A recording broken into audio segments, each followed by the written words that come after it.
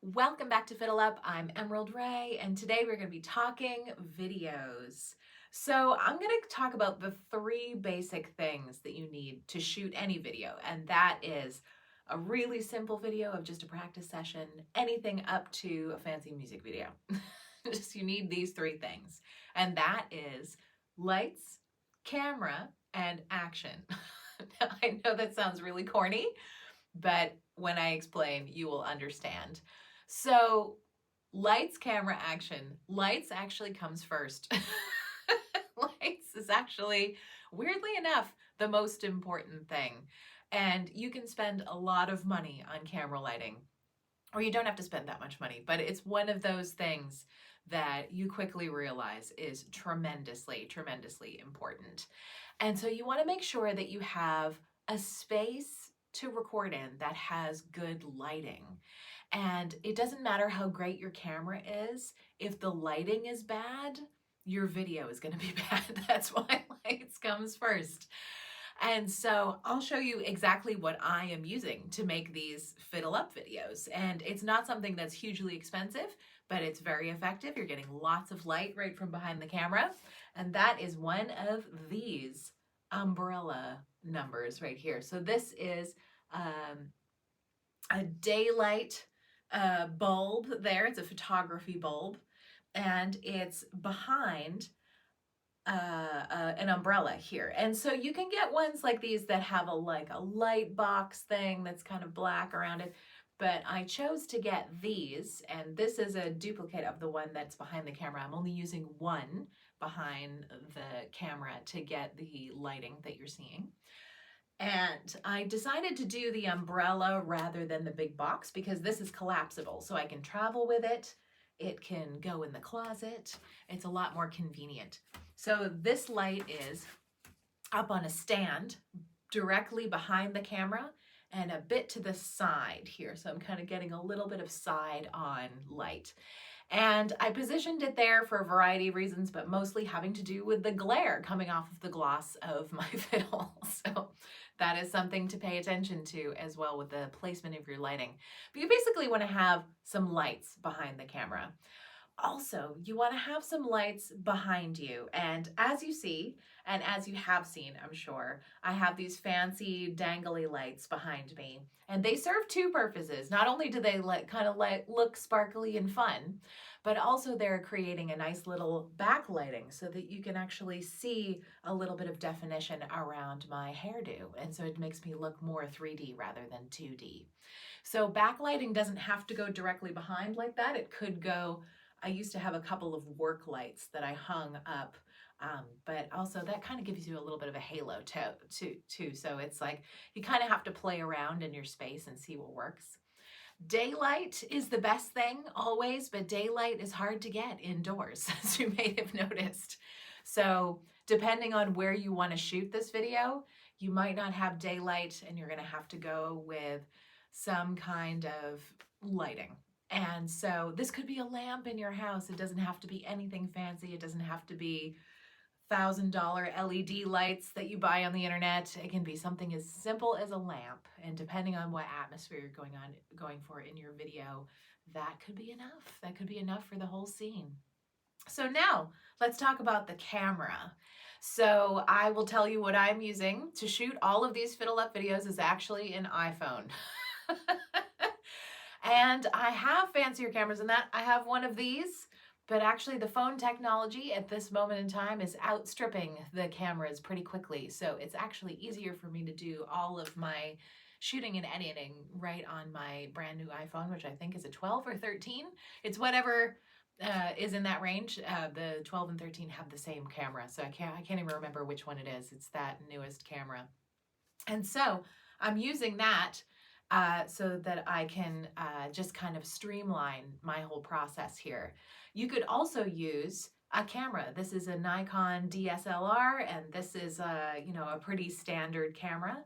You could also shoot on one of these, and then you could put it into your computer and use your editing software from there.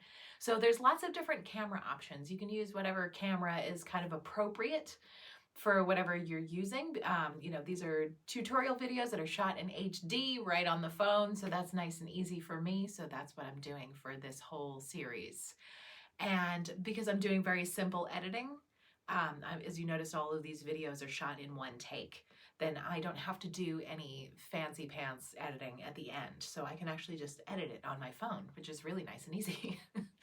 So that's the camera part. And, you know, we could have a whole video on cameras, but I am not actually a camera expert. I use them, but I'm not a huge expert. I would say use whatever you're comfortable with. If you're comfortable with one of these things and you like that process and you like playing around with the settings and doing all that kind of thing, then do that. You know, these ones are fun to drive in manual, that's for sure. But for comfort and ease of use, using a phone is not a bad option, especially if you want something that's clear, that's just gonna kind of autofocus, auto everything, and then, you know, you can just kind of get it done. So that's the camera part. So the other part is the action. There's two parts to this. So there is the actual action that's happening in the video. And so you want to prepare your material before you sit down to make whatever video it is. And again, this is everything from a practice video to a full-on music video if you're making that. You want to gather your materials and prepare yourself. If you have you know, music to play, you want to make sure that your music is learned ahead of time. You want to make sure that you've learned it well enough that you can sit down and relax and make the video and be paying mostly attention to what you look like, actually, because, you know, you're playing music, but there's also this added element like you have on stage of you have to be able to look presentable, you know, for this video that you're making. So make sure that you're not so hyper focused in your head about your music when you get on camera. And that goes from anything from a video that you're going to make on your tunes and put them up on the Facebook group, and to all the way to a professional video. So you want to make sure that you're prepared ahead of time. If you are going to make a fancy music video of some kind, you would want to make sure that you gather your props, gather your music, make sure your track is done and mastered and all that before you get started with the production of this music video. And if you're going to make just a live video of a concert, something like that, make sure you get the camera in a good spot to do that. So make sure you really plan out the action that's going to happen in this video, because there, as you'll see when you get into it, there's kind of a lot to think about. There's things like camera angles, there's things, you know, there's all kinds of things that you have to think about when it comes into making even a basic video. So that's something to think about. And the second part of the action is the editing. And again, this could be a whole other video as well of all of your editing options. If you're making a very simple video, you know, and you don't have to worry about the editing too much, then that's great. You can actually just do it right on your phone if you're doing it, or you could do it on your camera. A lot of cameras have editing features, or you can actually clip off the pieces on the beginning and the end, because there's always a bit of the beginning and a bit of the end that you don't want. So if that's all you have to edit, that's really easy.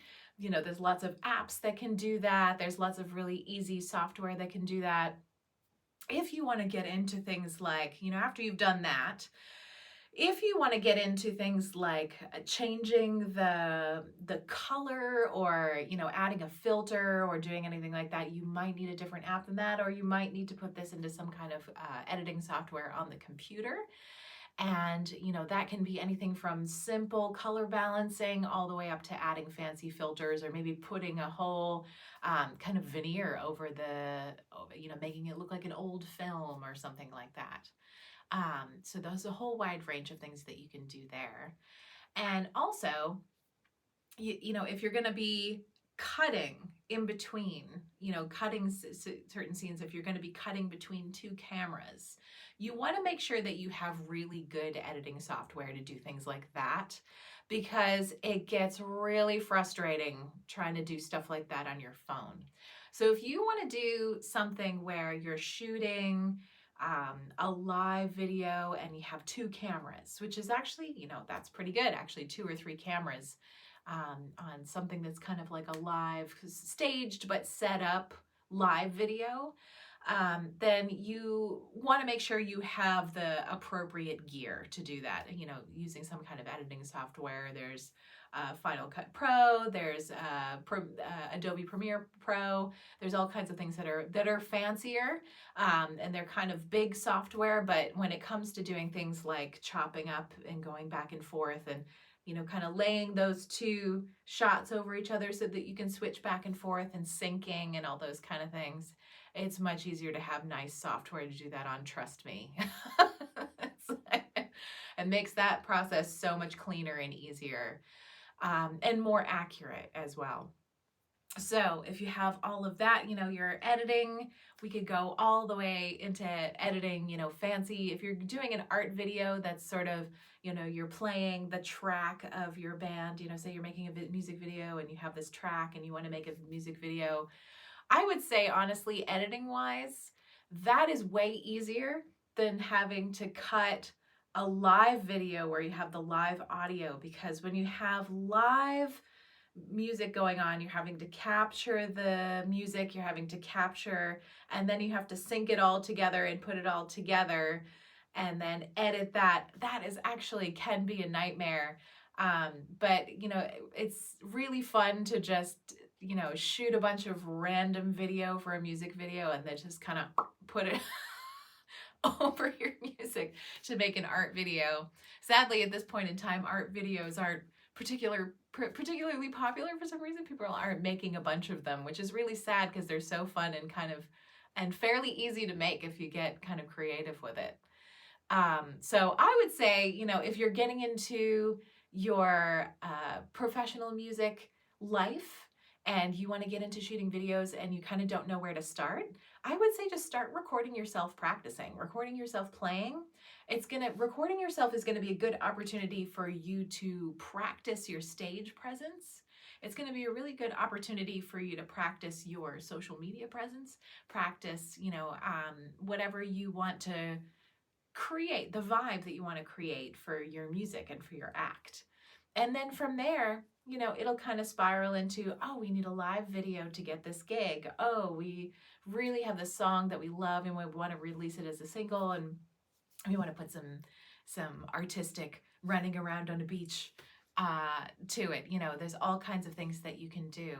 But I would suggest just start with kind of developing a relationship with yourself and the camera and play around with it at home and play around the lights and, you know, spend a lot of time tinkering with it.